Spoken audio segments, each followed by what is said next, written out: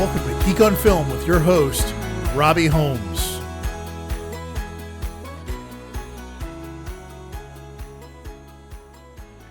Hey there, this is Robbie. I'm so excited to be here this week chatting with you about a couple of films that just hit streaming and Captain America Brave New World as the main review. We'll start off with Longlegs. Our friends over at IMDb have it as, in pursuit of a serial killer, an FBI agent uncovers a series of occult clues that she must solve to end his terrifying killing spree. So written and directed by Osgood Perkins. It stars Maka Monroe as Agent Lee Harker, Nicolas Cage as Longlegs, Blair Underwood as Agent Carter, Alicia Witt as Ruth Harker, and a couple of other folks. We're probably going to focus here, and we're going to stick in this space. So my review of this was 3.5 stars with a heart over at Letterboxd. More of a dark comedy art piece than a horror movie. I was compelled and intrigued to finish this once I started it. I really like this movie. I was surprised. I also have been hearing more and more from critics that love horror movies that this is more of a dark comedy than it is a horror movie. It's got a few moments that are a little unsettling is the best way to put it. But I don't think it's actually really a horror movie. I'm finding that these types of films are really resonating for me. I'm finding myself compelled to watch them, to finish them, to get through them. I was really impressed by what Osgood Perkins did with the choices of the depth of field, how many of these shots are wide shots. There's not a lot of intimate connections in a lot of these shots, and it really just adds a spookiness to the film. The film has a lot going for it that has to do with the choices being made by like Nicolas Cage about what he is doing in that role. But I think the bigger win here is seeing Osgood Perkins getting a chance to create this film, to create this vision, and to show us a little bit of the type of films he wants to make. I know in theaters this week is The Monkey, and I'm actually considering going to see that in a theater, even though I'm a giant wimp. But I really did enjoy this film. I will say what is happening here is constantly uncomfortable, but never off-putting. So if you'd really like to see someone who is an interesting auteur, who understands what they're doing, has control over it, I think there's a lot of concepts in this film that they don't form a final thought, in my opinion, of what's going on. There are so many little side tangents that are not necessary to the final film that we've created, but they all add to the ambiance and the feel of what the film is doing. That's it for me on Longlegs. Let's jump over to the next film. I saw it last night. I went to a screening at my local Angelica, Memoir of a Snail. So according to our friends at IMDb, a bittersweet memoir of a melancholic woman called Grace Poodle, a hoarder of snails, romance novels, and guinea pigs. It's written and directed by Adam Elliott. Our characters are voiced by Jackie Weaver as Pinky, Sarah Snook as Grace Poodle, who is the main character of the film. And then we have Saxon Wright as Bert, Eric Bana as James the Magistrate, Dominic Pignon as Percy Poodle, and Grace's brother, Gilbert Poodle, is voiced by Cody Smith-McPhee. My take on this film in my review over at Letterboxd is a 3.5 star film. It's a rather depressing film overall that was emotional, but it took a long time to get there for me. There's greatness in the animation and the unified world that has been created. Some of the most impressive stop motion style animation I have ever seen. The voice acting is great, but the sadness is pretty overwhelming. Be prepared for a very melancholy and slow story with moments that will bring you to the verge of tears. It is a very well done film. I can see why it got nominated. It is absolutely it's a tour de force in what this type of film can do. But I do think that the script for this is really putting a little distance between you and the actual film, and it makes it hard for even someone like me who is down with watching films that are non-standard, not straightforward. This movie there's so much sadness captured in this film, and we just sort of wallow in it with Grace, our main character. It was really hard for me to sit through. I found myself wishing that something positive would happen for this character. And I don't always want a different film to be made, but this one was pretty hard to sit through as an audience member. I felt very punishing, and feel like I've had that experience a couple of times this Oscar season. The girl with the needle also comes to mind. Eventually, there is some reconciliation, and there is some final notes of uh, happiness, but it is a pretty rough film overall. I would say like three-quarter of its runtime, you're steeped in this dark sadness. Next up for me will be The Gorge. Our friends at IMDb have this listed. So Longlegs is available on Hulu Plus. Sorry, that's how I saw it through my Disney subscription. I'm Memoir of a Snail is still in theaters. It should be coming to streaming relatively soon. Next up is The Gorge, and The Gorge is on Apple TV Plus. Our friends at IMDb have the summary as two highly trained operatives become close after being sent to protect the opposite sides of a mysterious gorge.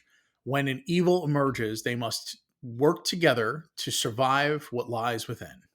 This was written by Zach Dean and directed by Scott Derrickson.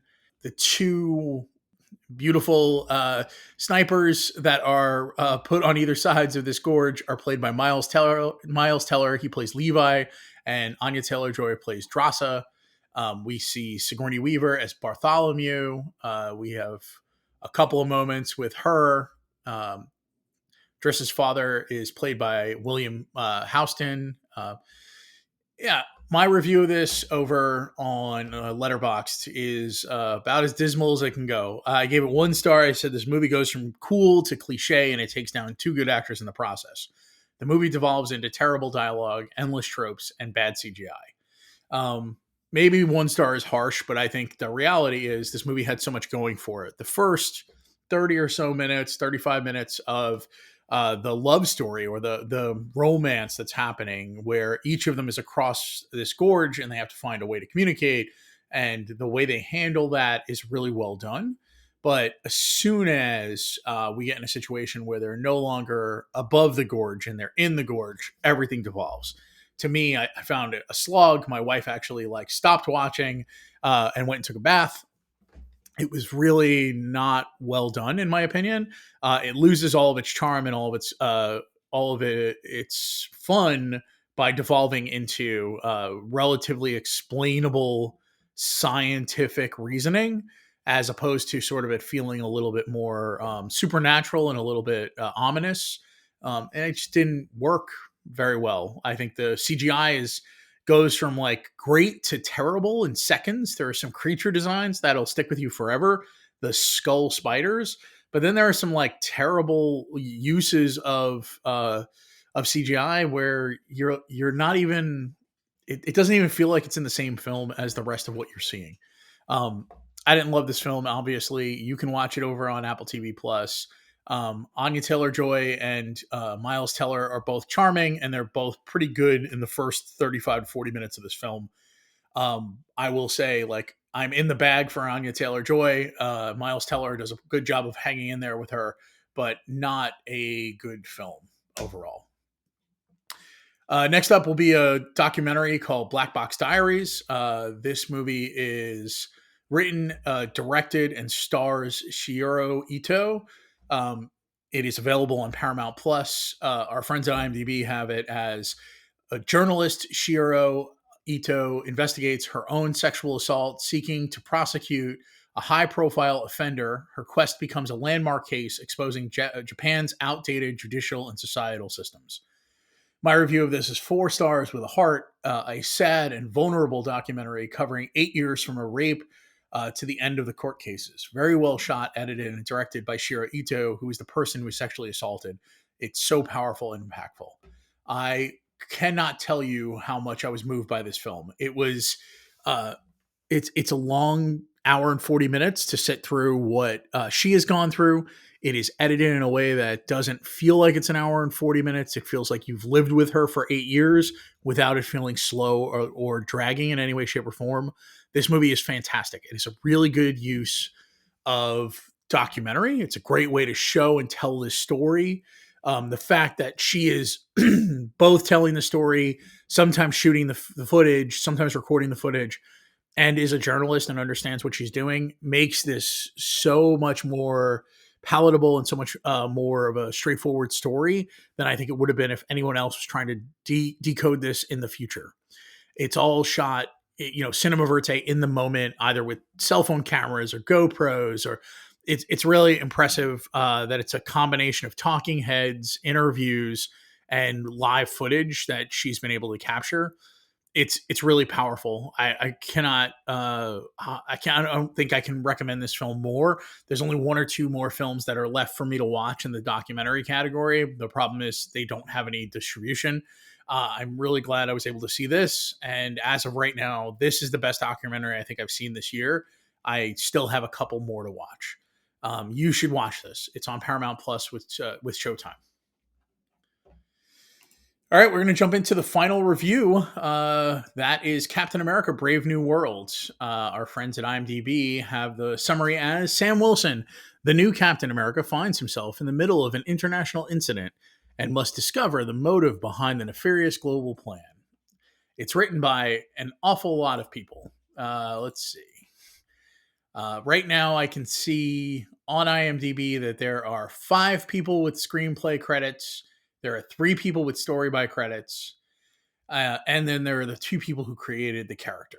So Joe Simon and Jack Kirby get the created by credit. The story by credits go to Rob Edwards, Malcolm Spielman, and Dylan Musan.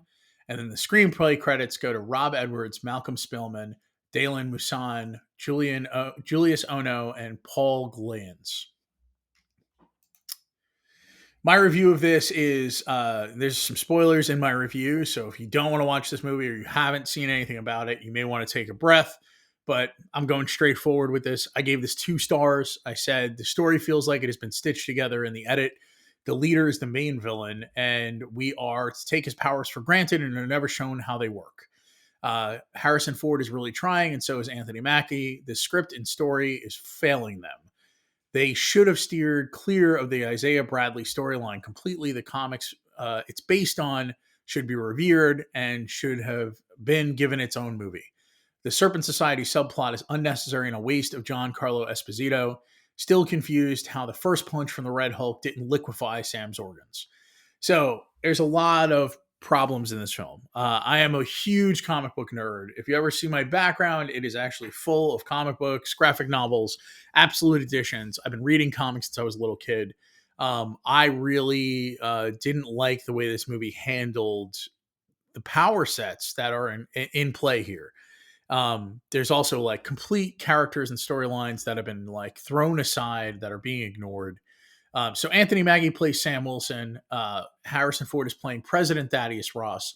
Danny Ramirez is playing Falcon, Joaquin Torres. Shira Haas is playing Ruth Bat Serap.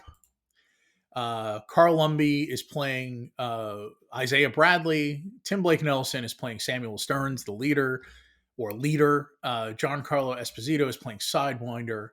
It is just a never-ending cavalcade of people that are listed in the top cast. Very few of which actually have much impact on the story, because in the end, it's like 3 or 4 stories that have been slammed together. I am really frustrated with the film that we ended up with.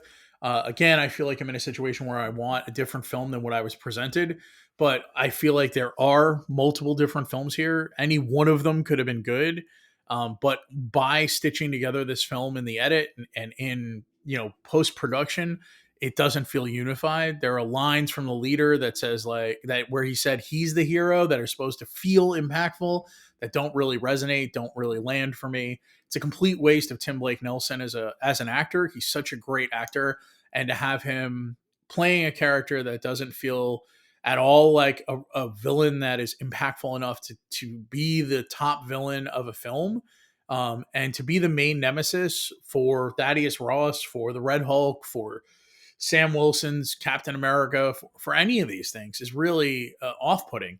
There's a moment near the end where you hear a speech given from Sam Wilson to Joaquin after he's been injured, and it feels like it's from a different film.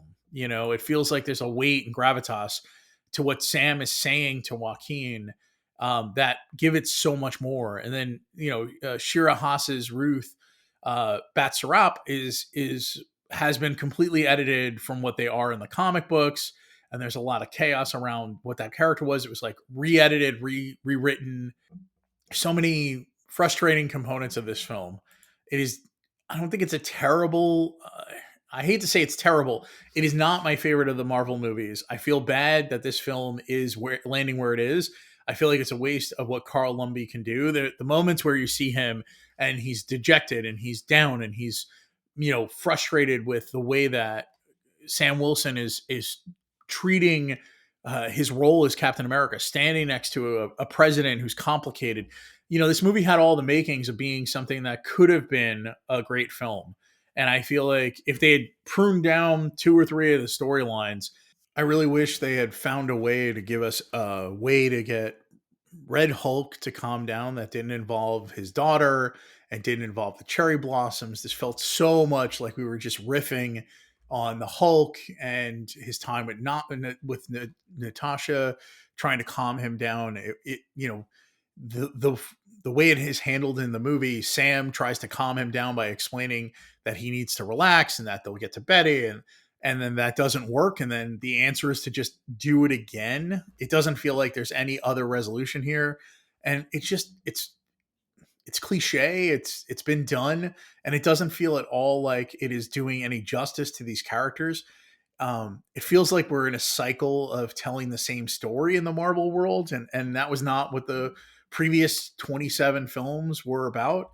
I wish they could have found a path for this film to be more unique and to be more of a unified experience, because the sequences where Sam is flying over the top of Tiamat, the Eternal Island that's happening in where they've found adamantium, they look really cool. I don't understand how Sam is able to do what Sam can do. He has not taken super soldier serum. I don't know how he's been able to surf on missiles. I don't know how he's been able to throw the shield and have it ricochet 9 times and come back to him. None of this really makes any sense to me as even comic book logic. There's been nothing done to Sam except for the fact that he's in good physical shape. And in my review, I even said, like, I don't understand how the first punch from the Red Hulk doesn't basically liquefy his organs. Like, he gets punched, he's wearing the vibranium wings, and he hits a car at such velocity that he should be dead. And then like near the end, he gets punched through and rocked through a car, and they have to pull a car off of him. Basically, I don't understand how any of this is supposed to be. I can't like let my disbelief happen. I can't suspend logic completely in these moments, because we see this problem of Marvel trying to figure out how to handle superpowered characters.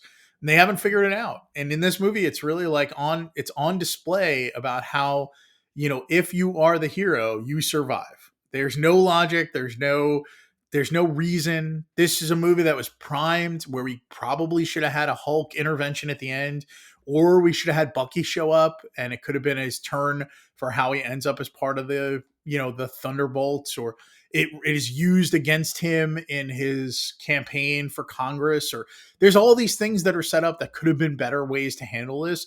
And I don't understand the basically like, yeah, man, your daughter. That's such a weak way to let a character like the Red Hulk relax. Sorry, I don't really. This feels like I've been hitting on a bunch of films that I didn't love, but this film is in theaters. It opened this week, and I really wanted to cover it. I just didn't love it, and I hope that for your sake, you get more out of this film than I did. But I'm a little dejected. I really want the next Marvel films to make me feel better about being a fan. I don't want to end up in a situation where I feel like I'm constantly just harping on the negativity and jumping on that freight train of hating on these films. I want to love these films. I have a huge amount of affection for this IP, and I'm hopeful that Thunderbolts and Fantastic Four First Steps can get me back on track. That's it for me. I'm Robbie the Geek everywhere online. You can find Geek on Film on lots of places. Go to geekonfilm.com and you can find all the places that you can track me down. Feel free to comment, rate, review, please. It's the most helpful thing you can do in Spotify, in Apple Podcast. If you have anything you'd like me to be covering, let me know, but keep an eye out. I'll keep releasing episodes, trying to get through this backlog, but new movies keep getting thrown in front of me. Thank you so much, and I'll talk to you soon. Have a great day. Bye. This has been a Geek on Film podcast. Thanks for joining us. See you next time.